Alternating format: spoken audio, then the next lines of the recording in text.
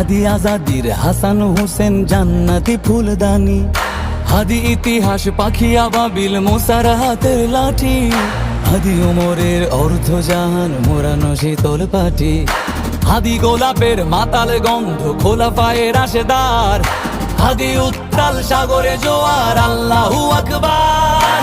আবু বকরের সিদ্দিক থেকে আলোর ঝর্ণা এনে হাদি জেগেছিল তরুণ আলীর সাহসের সুধা টেনে।